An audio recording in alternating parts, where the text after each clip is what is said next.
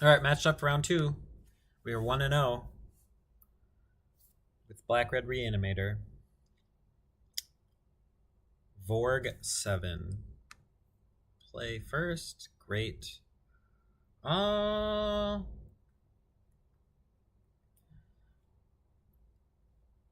all in on Chancellor on turn 1. Yes, I give it a try. It's not ideal by any means. It's basically our all hand, hoping that a 5/6 Thalia is good enough, which it could be. We'll see.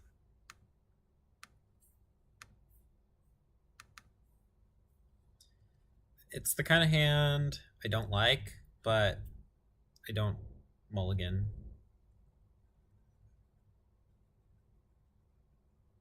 I don't like it because it loses to many things. It loses to turn 2 or 3 swords. It loses to turn 3 or 4 Baleful Strix. It loses to... Those are the main things. So our opponent conceded to us unmasking ourselves, which means they probably thought I was unmasking them. Which means we're in the dark here. So I'm going to bring in at least a Thoughtseize.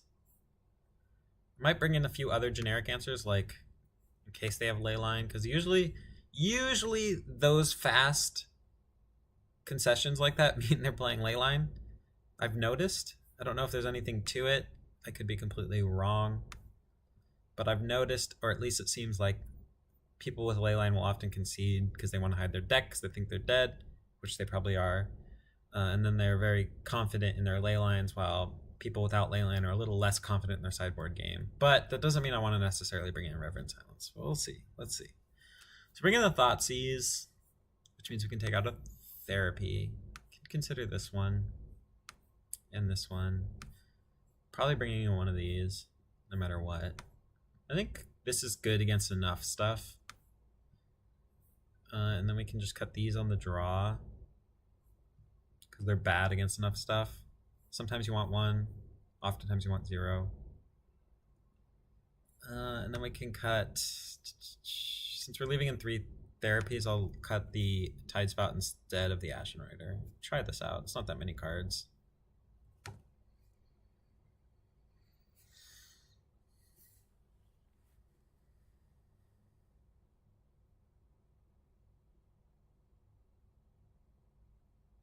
Hand looks very good. Bad against Leyline. It's usually the name of the game, though. Leyline's the hardest card to answer, or the hardest card to beat in general. Okay, they don't have Leyline, so now Thoughtseize would be good against us. Okay, Windswept Heath does not do Thoughtseizing, usually. Taiga does not do Thoughtseizing. Okay, so it's lands. So we're in great shape against lands. Sphere, that's probably what he gambled for.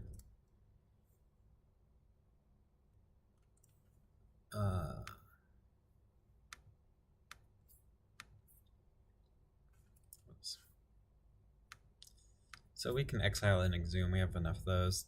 Grave Titan, we could, but it's also okay not to.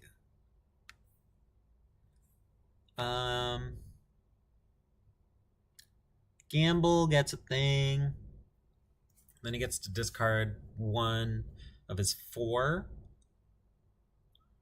And he'd be looking for Crop Rotation, but he can't cast it. He could be looking for Sphere Resistance, but he can't cast it. He could be looking for Surgical, but he might not even have that one.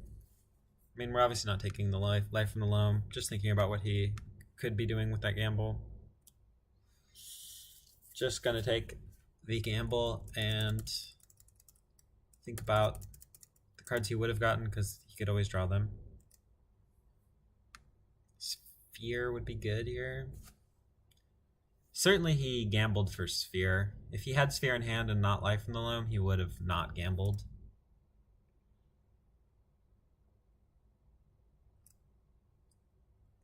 So, unless you drew like a Surgical or a Crop Rotation, this game's over.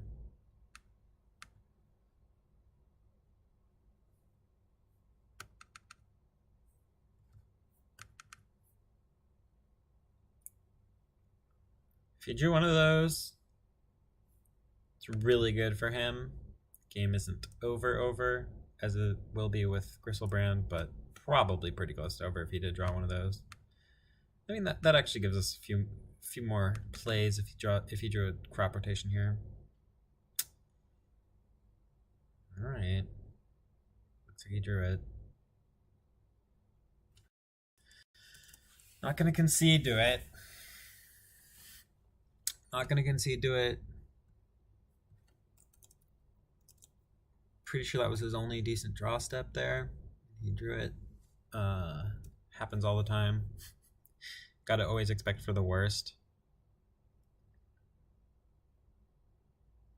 I usually try not to get salty until they do that 3 times in a row, like 3 turns in a row, where they top deck the best spell 3 turns in a row. The first turn, I'm like, yeah, it happens all the time.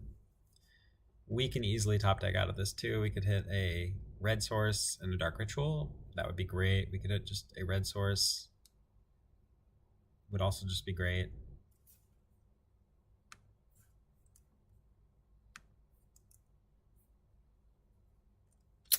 All right, Entomb is also not bad. Gives us another chance to draw any land next turn or any mana source. Versus he's got a cantrip. He's got life from the loam.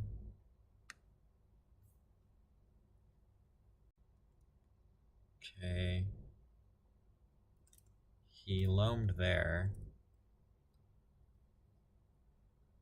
And then took a draw.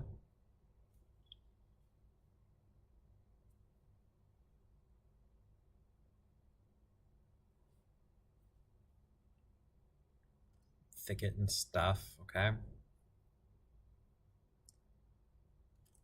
Yikes. So we're further away than just a land, so I don't actually think we entomb yet, because then he can like wasteland his Bajuka Bog, because he'll know he needs to deal with my graveyard, and we need a land anyway, so I'm going to try and draw the land first and loot. Okay.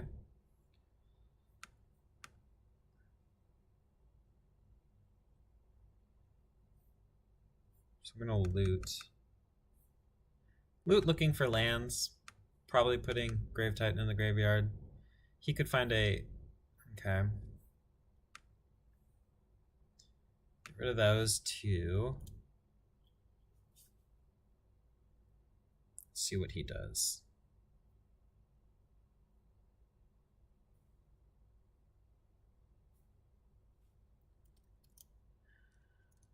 If he wastelands me and then ports me, then I'm probably entombing and hoping to draw land.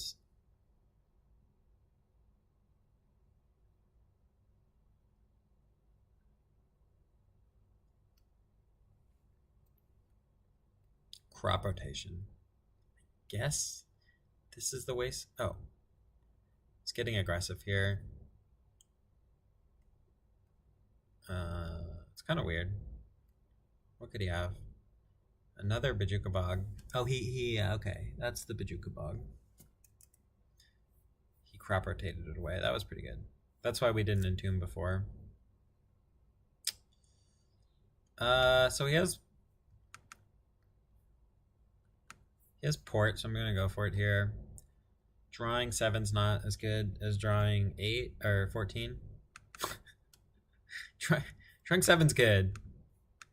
Not as good as drawing 14. But I'm willing to do it. We could lose. It's possible.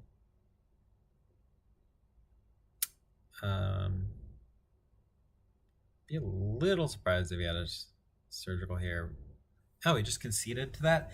Yeah, I wouldn't concede to that because I only draw 7 and he has so many lands that actually make it so I will not be drawing any more cards. There's a lot of lands. And he has a lot of looks at them. So that concession was hasty. I'm in a good spot here because I at least get to hit my land drops and get to do more things. But he can deal with the Gristlebrand. So anyway, we'll be back for round 3.